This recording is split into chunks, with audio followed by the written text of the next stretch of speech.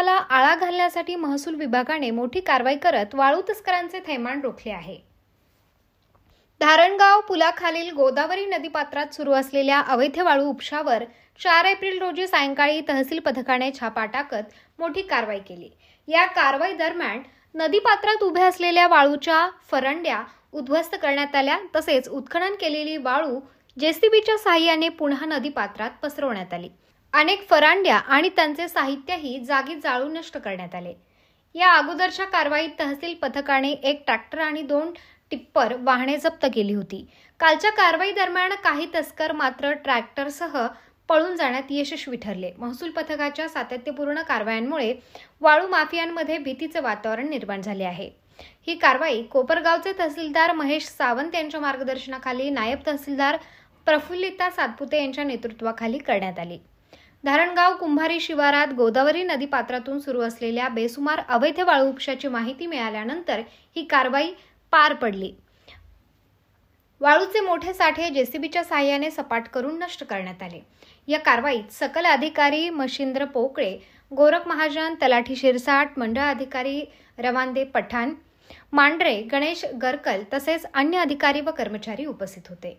तालुक्यात अवैध वाळू उपसा व वाहतुकी विरोधात कारवाईचे सत्र सुरूच राहणार असून अशा बेकायदेशीर कृतींना थारा दिला जाणार नाही, असे नायब तहसीलदार प्रफुल्लिता सातपुते यांनी स्पष्ट केले आहे। सध्या कोपरगावात अनेक ठिकाणी अवैध वाळू उत्खनन किंवा अवैध वाळू वाहतूक होत असल्याची तक्रारी प्राप्त होत आहे। कोपरगाव तहसील कार्यालयामार्फत महसूल विभागामार्फत काय कारवाई करण्यात आलेली आहे?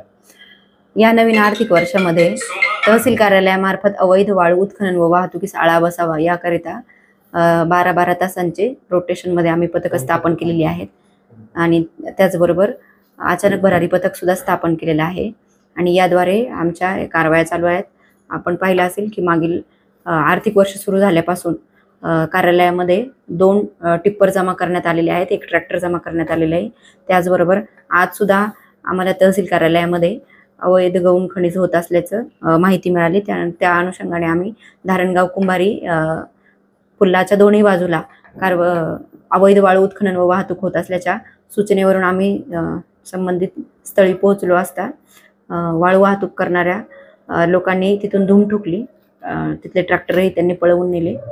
मात्र तिथं जे काही अवैध उत्खनन केलेलं होतं ते वाळूसाठी आम्ही जेसीबीद्वारे सपाट केलेले आहेत।